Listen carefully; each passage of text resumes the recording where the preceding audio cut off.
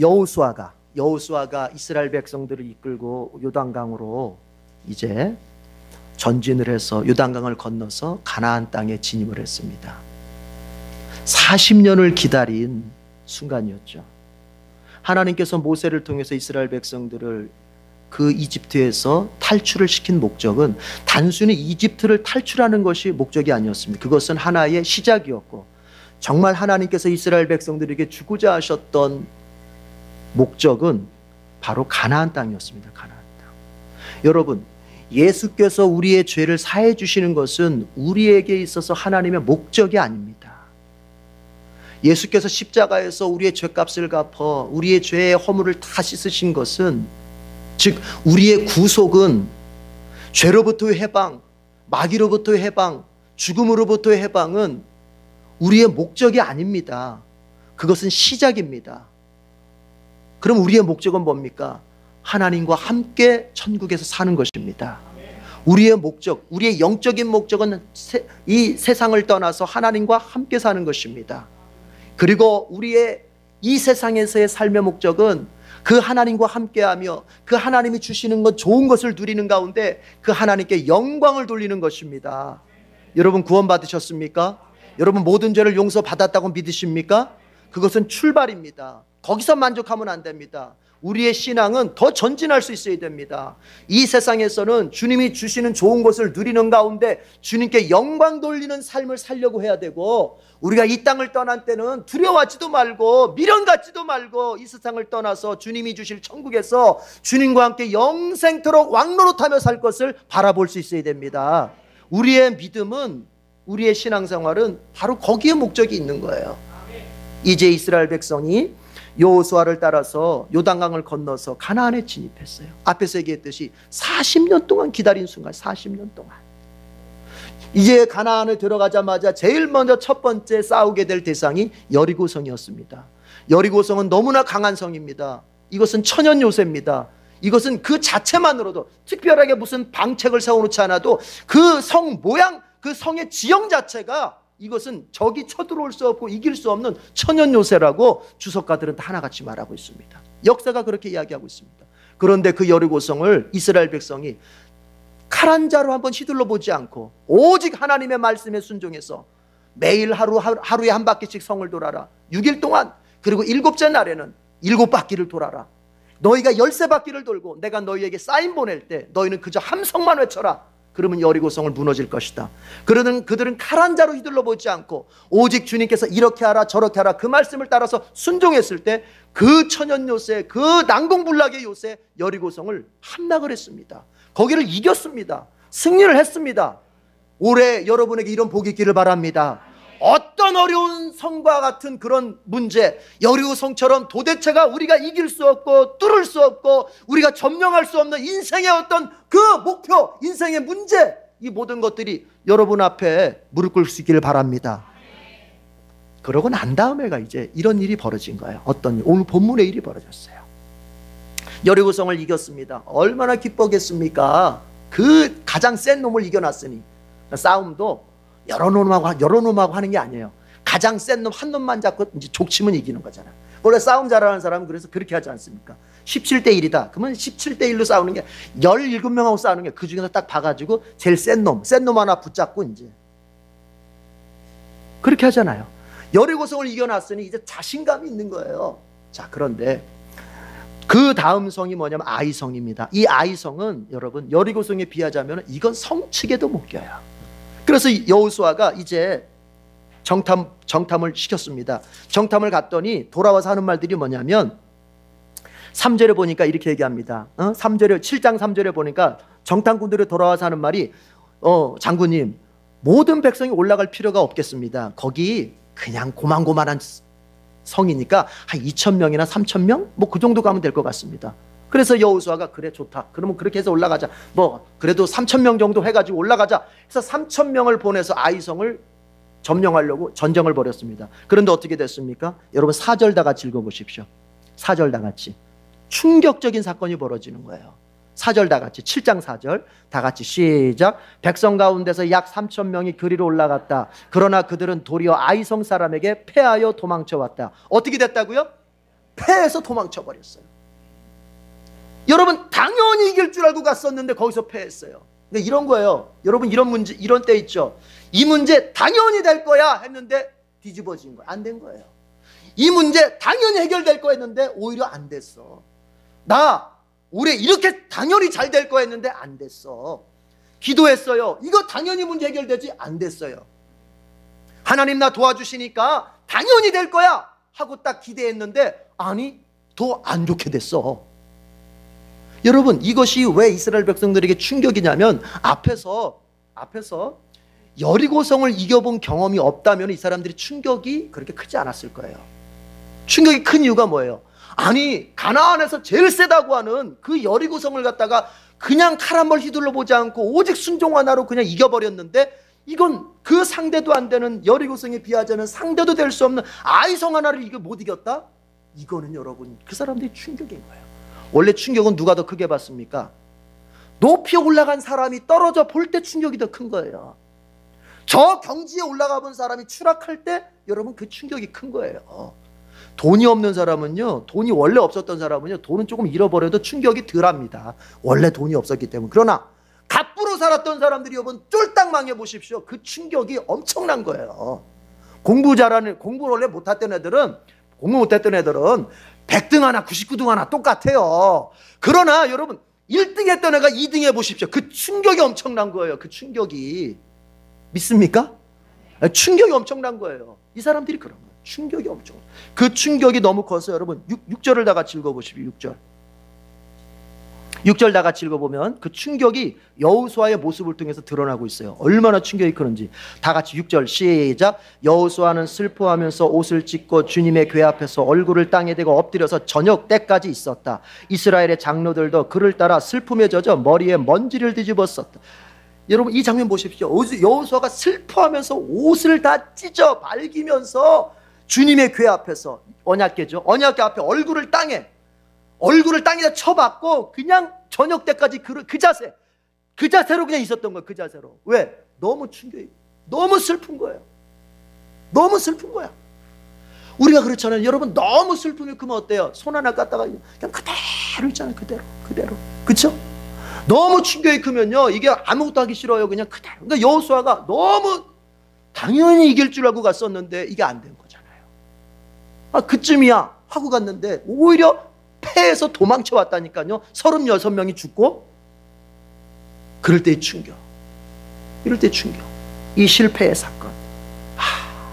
여러분, 이게 여호수아에게는 이것이 굉장히 큰 충격이고 그 장로들도 너무나 컸어. 너무나 마음 아프고 너무나 슬퍼서 주님 앞에 저녁 때까지 꼼짝없이 머리에 먼지를 뒤집어 쓴 적 꼼짝없이 그렇게 땅바닥에 엎드려 처박혀 있을 때, 여러분, 이제 주님께서 이제 여호수아에게 딱 찾아오시는 거예요. 10절 다 같이 읽어요.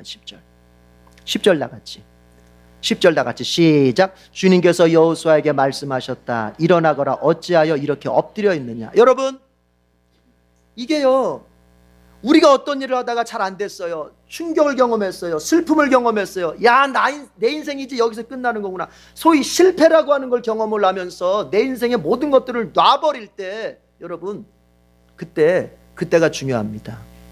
그때가 중요해요. 왜? 그때가 어떻게 반응을 할 거냐가 이게 중요한 거예요. 어떻게? 여호수아는 어떻게 했어요? 슬퍼하더라도 절망하더라도 여러분, 누구 앞에서? 주님 앞에서. 주님 앞에 엎드리고 주님 앞에 정말 슬퍼하면서 주님 앞에서 옷을 찢으면서 주님 앞에서 정말 내가 이 마음속의 충격을 주님 앞에 고백하고 있는 거예요. 따라합시다. 주님 앞에서. 따라합시다. 슬퍼하더라도 주님 앞에서, 울더라도 주님 앞에서, 마음 아프더라도 주님 앞에서, 방황하더라도 주님 앞에서. 이게 중요한 거란 말이에요. 이게 주님 앞에서. 그럼 주님 앞에서 하지 않는 사람은 어떻게 됩니까? 이게요, 주님 앞에서 하지 않는 사람은 사람 앞에 갑니다. 사람 앞에 가서 위로받기를 바라고, 사람 앞에 한다는 사람은 어디로 갑니까? 술로 갑니다. 그냥 술 마시면서 이거 자기의 괴로움을 해결하려고 듭니다. 여러분, 그런다고 해결됩니까? 더욱이 신자가 그런다고 그렇게 해결이 됩니까? 그렇게 해결되는 게 아니에요. 우리는 아파하더라도 슬퍼하더라도 이 사건 속에서 경험한 충격이 아직 채 가시지 않아가지고 너무 고통스럽더라도 우리는 어디 앞에 머물러 있어야 된다? 주님 앞에 머물러 있어야 되는 거. 주님 앞에. 이건 이런 것과 같은 거예요. 자, 여러분, 내 자녀가 만약에 어려운 일을, 충격적인 일을 경험했다 합시다. 그래도 그 자녀가 부모가 있는 집에서 방황을 하고 집 안에서 슬퍼하고 집 안에서 괴로워해야지, 집 나가서 가출해 가지고 어디 딴 데 돌아다니면서 이러다가는 여러분 어떻게 되겠습니까? 더 어려운 거예요. 그러니까 여러분들이 괴롭다고 하더라도 어디에 머물러야 돼? 교회 안에 머물러야 돼요. 힘들더라도 어디에 머물러야 돼? 교회 안에 머물러야 돼요. 아, 나 이 문제 해결된 다음에 교회로 올게. 다시 못 올 수가 있어요. 영원히 못 올 수가 있어요. 이걸 아셔야 돼요. 여러분에게 어떤 문제가 있습니까? 여러분에게 어떤 슬픔이 있습니까? 여러분에게 어떤 실패가 왔습니까? 여러분에게 어떤 질병이 왔습니까? 여러분 가정 속에 여러분이 감당 못할 문제가 확 파도처럼 밀려왔습니까? 그래서 마음이 너무나도 산란하고, 마음이 너무나도 찢어지게 아프고, 마음이 너무나 두렵고, 그래서 어디 하나 이렇게 마음 둘 수 없는 그런 흔들림이 여러분 안에 있습니까? 그럴수록 어디에 머물러요? 주님 안에 머물러요. 주님 안에 머무는 곳은 육적 표현이 뭐예요? 주님 안에 머무는 것은 영적인 거 아닙니까? 그러나 주님 안에 머무는 육적 표현이 뭐예요? 교회 안에 머물러야 되는 거예요. 예배 안에 머물러야 되는 거예요. 기도하는 자리에 머물러야 되는 거예요. 그 여호수아는 비록 슬펐지만 어떻게 합니까? 주님의, 6절에 보니까 주님의 궤 앞에서. 그러니까 꼬꾸라져도 방향을 잘 잡으세요. 꼬꾸라져도 꼬꾸라져도 어느 쪽으로 방향을 잡아? 주님의 궤 쪽으로 방향을 잡아야지. 꼬꾸라지더라도 어느 쪽으로? 주님 쪽으로요. 믿으십니까? 아멘? 예, 그래요. 방황을 하더라도 주님 안에서 방황을 하시고, 예. 그래서 여호수아는 주님의 궤 앞에서 얼굴을 땅에 묻고 그렇게 저녁 때까지 엎드려 있을 때 이제 주님께서 찾아오시는 거야. 주님께서 그러니까 주님은요, 여러분, 주님은 잘난 사람들하고만 같이 있는 게 아니에요. 주님은 신앙이 늘 성공한 사람들하고만 찾아오시고 같이 있는 게 아니에요. 때로는 그 신앙이 무너지고, 때로는 그 삶이 실패하고, 때로는 그 삶이 정말 곤두박질 치는 그 사람에게도 찾아오시는데, 어느 때 찾아오시느냐? 넘어지더라도 어느 쪽을 향해서? 주님 쪽을 향해서 넘어진 사람에게 찾아오시는 거예요. 기도하시길 바랍니다. 문제가 있을 때 주님께 기도하길 바랍니다. 아픔이 있을 때 주님께 기도하길 바랍니다. 너무 슬픔이 커서 일어날 수 없을 때조차도 넘어지더라도 어느 쪽을 향해서? 주님을 향해서 넘어지십시오. 그러면 주님이 오늘 여호수아에게처럼 찾아오시는 거야. 10절에 보니까 주님께서 여호수아에게 일어나거라, 어째서 엎드려 있느냐. 이 음성 들리길 바랍니다. 오늘 예배드리면서 말씀드리면서 주님께서 여러분에게 찾아오셔서 너 절망한 자야 일어나거라, 너 슬픈 자야 일어나거라, 너 마음 낙심한 자 일어나거라, 너 인생 포기한 자 일어나거라, 앞일을 두려워하면서 걱정하는 자 일어나거라. 주님 이렇게 말씀해 주시길 축복합니다. 그러면서 하시는 말씀이 11절 보세요. 11절 다 같이 읽어봐요. 오늘 이게요, 굉장히 중요한 얘기예요. 11절이 주님께서 이제 여호수아를 찾아오셔서 일어나거라, 어찌하여 이렇게 엎드려 있느냐 하시면서 이제 주님이 딱 말씀하세요. 11절 다 같이 시작. 이스라엘이 죄를 지었다. 나와 맺은 언약, 지키라고 명령한 그 언약을 그들이 어겼고 전멸시켜서 나 주에게 바쳐야 할 물건을 도둑질하여 가져갔으며 또한 거짓말을 하면서 그 물건을 자기들의 재산으로 만들었다. 여러분, 하나님이 그러시는 거예요. 너희가 진 이유가 뭐냐면 너희가 죄를 졌기 때문이라는 거예요. 너희가 여리고성을 이겼을 때는 내 말씀에 순종해서 이겼었는데, 반면에 너희가 아이성, 그 힘없는 아이성, 너희보다 훨씬 약한 아이성, 여리고성에 비해서 이건 잽도 안 되는 그 아이성을 너희들이 진 이유는 다른 게 아니라는 거예요. 너희가 나에게 죄를 졌다. 어쩐 죄? 말씀에 불순종한 죄를 졌다는 거예요. 여러분, 자, 먼저 이것부터 이야기합시다. 이것부터 뭐냐? 우리가 지금 겪고 있는 이 실패, 우리가 지금 겪고 있는 이 고난은 여러분, 우리에게 주님이 망하라고 주신 게 아닙니다. 어떤 면에서 지금의 이 실패가 이 여호수아나 이스라엘 백성들에게는 참 좋은 약이 된 거예요. 왜요? 이 실패를 경험한 이후로 이스라엘 백성들은요, 전적으로 하나님의 말씀에 순종하는 가운데 그 가나안의 31개의 모든 성을 다 점령하게 됩니다. 이때 실패했던 이 아픔을 기억하면서, 야, 우리가 정말 불순종하면 지는 것이지, 아무리 약한 성이라도 우리가 불순종하면 졌지, 그러나 반면 아무리 강한 성이라 할지라도 우리가 순종하면 이겼지. 그럼 우리는 어디로 가야 되겠어? 어디로 가야 되겠어? 말씀 순종해야지. 이러면서 이들은 31개의 성을 점령 마지막 할 때까지 끝까지 하나님 말씀만 순종하면서 계속 승리 해가는 거예요. 그런 면에서 보자면 지금의 이 실패는 어떤 거예요? 여러분, 좋은 약이 됐던 거예요. 여러분의 실패는 결코 나쁜 게 아닙니다. 여러분이 겪었던 지금의 고난 결코 나쁜 게 아닙니다. 여러분, 그 실패와 그 아픔을 통해서 하나님은 여러분의 저 미래에 더 좋은 것을 준비하고 계십니다. 그러니까요, 이 실패를 어떻게 내가 이해해야 되겠어요? 이 실패, 이 고난, 이 막힘, 이 공고함, 나의 이 슬픔, 나의 이 인생의 이 장벽과 같은 이 현실, 여러분 이걸 어떻게 바라봐야 되겠어요? 주님이 나에게 깨달으라고 주시는 시간, 주님이 나에게 회개하라고 주시는 시간, 주님이 나에게 깨닫고 주님 앞에서 죄를 회개하고 그래서 저 미래의 승리를 준비하는 시간으로 주셨다, 이렇게 믿으면 정답입니다. 여러분이 지금 어떤 실패를 겪고 있습니까? 여러분이 지금 어떤 어려움 속에 지금 직면된 가운데 그걸 돌파하지 못해서 뭔가를 하려고 하는데 자꾸 막히고 안 되고 오히려 모든 것이 여러분에게 불리하게만 작용됩니까? 이제 여러분, 그거 애쓰려고 하는 거, 그거 밀어내려고 하는 거 중단하시고 이제 잠잠히 하나님 앞에 머무십시오. 주님, 제가 뭘 깨달아야 됩니까? 주님, 제가 뭘 생각해야 됩니까? 주님께서 여호수아에게 오셔서 여러분 뭐예요? 깨닫게 하시잖아요.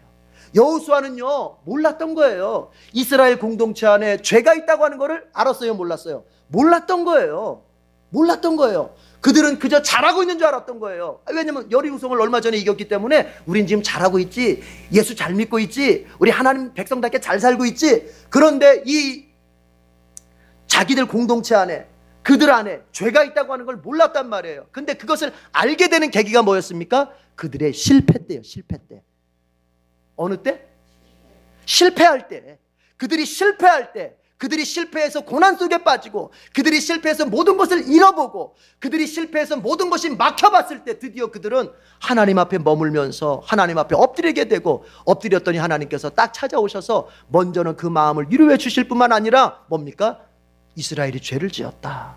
그 여호수아가 볼 수 없었던, 그 지도자 여호수아가 볼 수 없었던 것을 주님이 보게 하시고 깨닫게 하셨다는 거예요.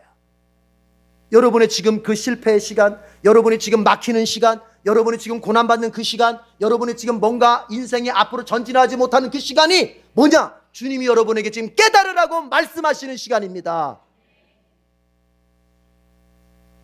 그러면 그거는 감사한 일 아니겠어요? 왜요? 그 과정을 거쳐서 성공으로 가니까. 여러분, 실패와 실패자는 다른 거예요. 사람이 실패의 사건을 겪었다고 해서 모두가 실패자가 되는 게 아닙니다. 어떤 사람은요 실패를 겪으면서 곧바로 실패자가 되는 사람이 있어요. 어떤 실패의 사건 하나 경험했다고 해서 그냥 낙담해가지고 자기 비하하면서 그래, 내 인생은 이렇지 뭐, 내 팔자는 원래 이렇지 뭐, 내가 뭐가 잘 되겠어, 나는 아무것도 안 돼, 그냥 나는 막 살래 하면서 그냥 막 살아가는 사람은, 이 사람은 실패자가 된 거예요. 실패의 사건 하나를 경험했는데 그것이 그 사람을 실패자로 만든 거예요. 그러나 어떤 사람은요 비록 실패의 사건을 경험했지만 그 실패의 사건을 통해서 그 사람 실패자가 되지 않는 사람도 있습니다. 여러분, 에디슨이, 제가 책에 보니까 그런 얘기를 해요. 에디슨, 발명가 에디슨은요 한간에 전해지는 얘기가 뭐 이 전구를 에디슨이 발명을 했다고 하는데 뭐 그것도 뭐 더 자세히 들여다봐야 되겠지만 어쨌든 이 전구를 발명하기까지 에디슨이 10,000번을 실험을 했대요. 10,000번. 몇 번이요? 10,000번. 몇 번이요? 10,000번. 그런데 10,000번째 성공한 거예요. 10,000번째. 그럼 뭐냐? 9,999번까지는 뭐 했다? 실패했다는 얘기잖아요. 그리고 다른 사람들이 아우 저거 아니 그 저기 9,990번까지 실패했어. 그러면 안 되는 거야. 포기해. 그걸 네가 어떻게 해? 이랬을 거 아닙니까? 얼마나 사람은 옆에서 비아냥거리고 옆에서 비난하는 사람이 더 많은 거예요. 원래 내 편 드는 사람보다. 그게 얼마나 그랬을 거예요. 에디슨의 또 성공을 막 질투한 사람들이. 그렇죠? 그러나 에디슨은 이렇게 말합니다. 9,999번은 실패가 아니라 이렇게 하면 안 되는구나 라고 하는 것을 배운 시간이었다. 그렇게 얘기를 합니다. 무슨 시간이었어요? 배우는 시간이었다는 거예요. 뭐 하는 시간이었다고요? 깨달은 시간이었다는 거예요. 아, 이렇게 하면 안 되는 거구나. 9,999가지의 안 되는 방법을 터득했다는 거예요. 이렇게 가면 안 되는구나.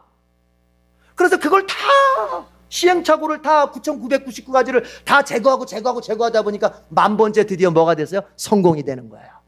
여러분, 실패한 거 아닙니까? 그러나 에디슨은 그 실패를 뭐 하는 시간으로? 배우는 시간으로. 뭐 하는 시간으로? 깨닫는 시간으로. 그렇게 활용하니까 에디슨은 9999번의 실패 사건을 경험하고도 그는 결코 인격적으로 실패자가 되지 않았다는 것입니다. 여러분 마찬가지예요.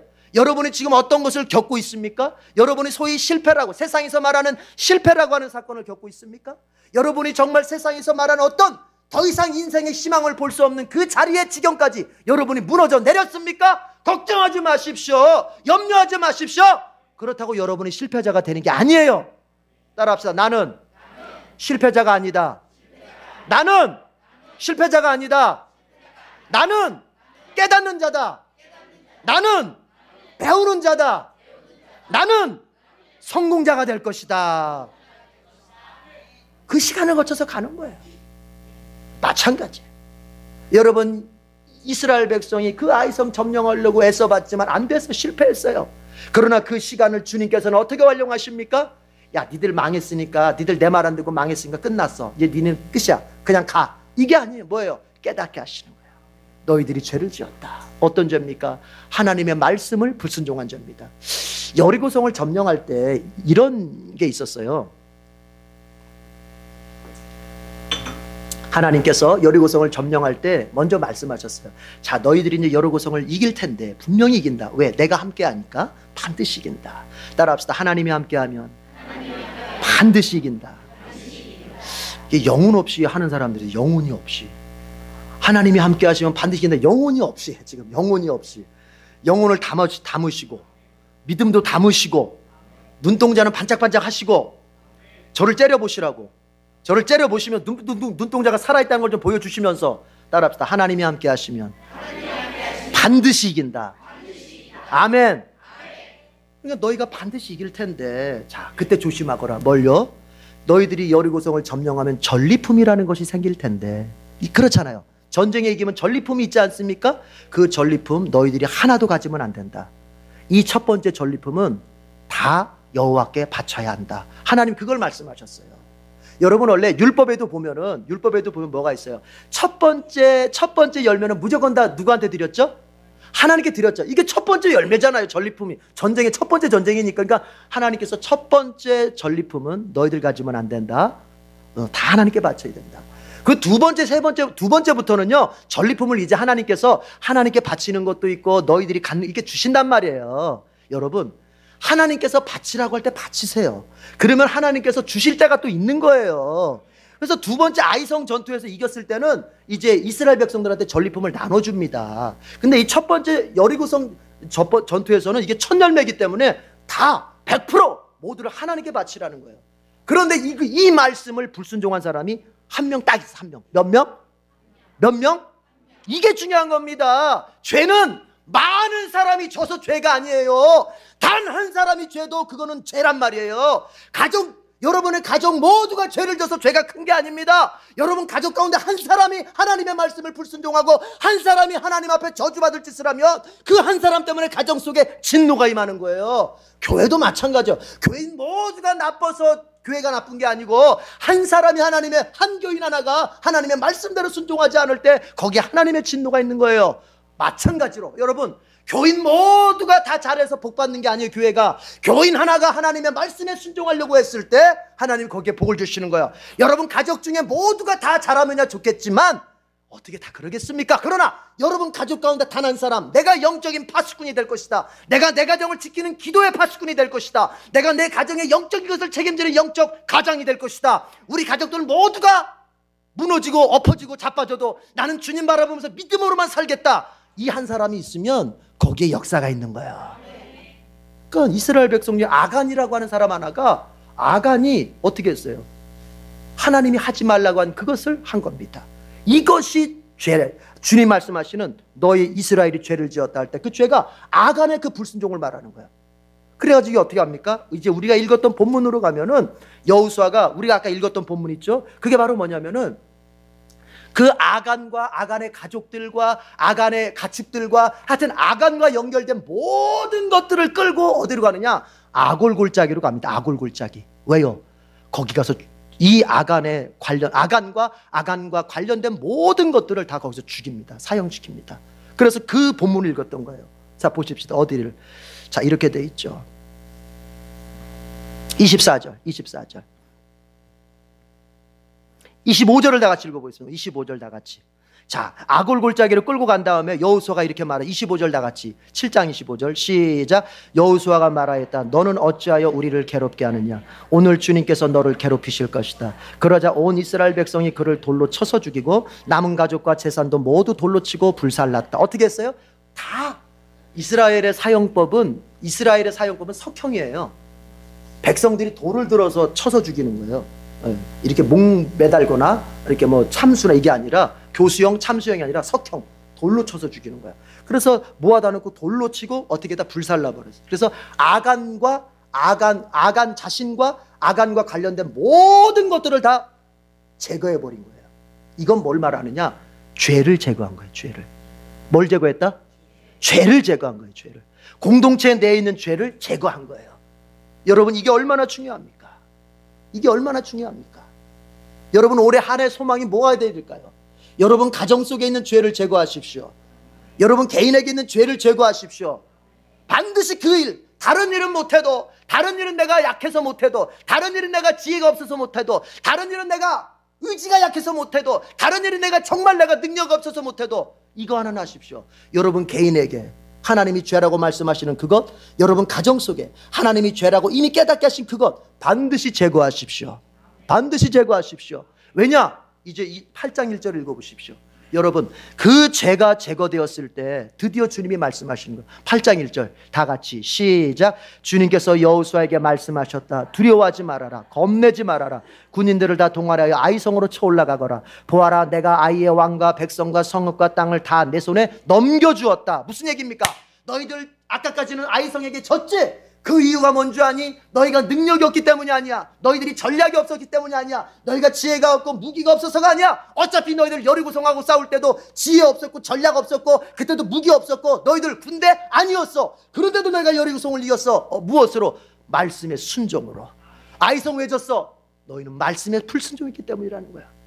그러나 너희들이 지금 아간을 제거함으로써, 죄를 제거함으로써, 회개함으로써 이제 하나님 앞에 너희가 죄를 제거한 모습을 보여줬으니까 내가 아이성을 너희에게 붙여주겠다. 너희가 아이성을 이길 수 있도록 내가 도와주겠다. 이 말씀을 주님이 하시는 거예요. 여러분 승리하길 바랍니다.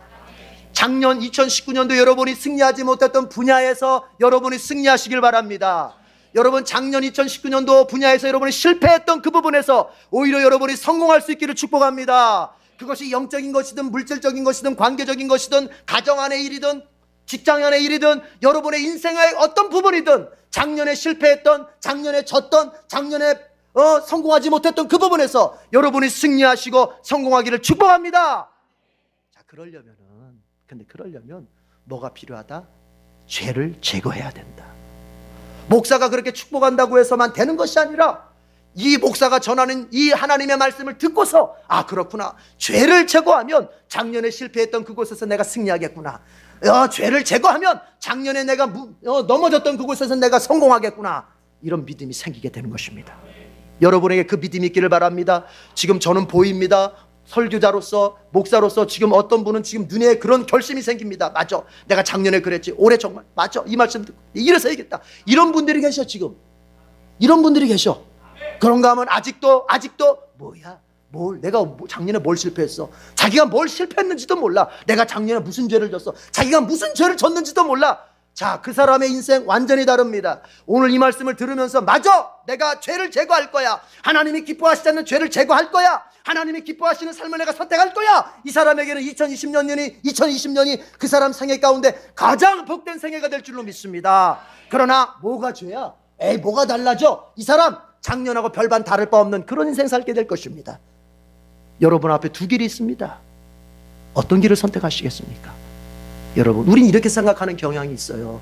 내가 성공하지 못했던 것은 내가 공부를 많이 못해서, 내가 경험이 없어서, 내가 지식이 없어서, 그래서 내가 뭔가를 더 배워야 되고, 내가 뭔가를 더 경험을 해야 되고, 이렇게 내지는 내가 작년에 잘 안 됐던 건 돈이 없어서, 자본금이 없어서 뭐 이러면서 우리는 자꾸 내가 막힌 것이, 내가 안 된 것이 어떤 인간적인 조건에 있다고 자꾸 생각을 해요. 그래서 그 인간적인 조건을 자꾸 더 충족시키려고 자꾸 그런 쪽으로 머리를 굴려요.